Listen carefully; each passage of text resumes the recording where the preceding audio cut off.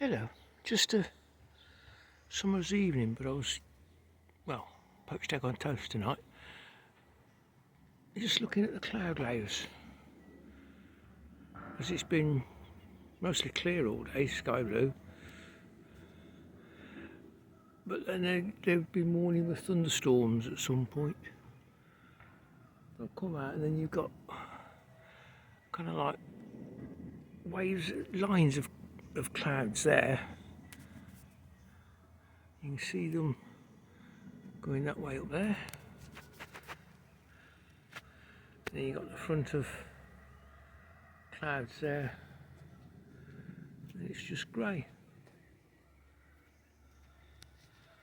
And it looks and feels like rain coming.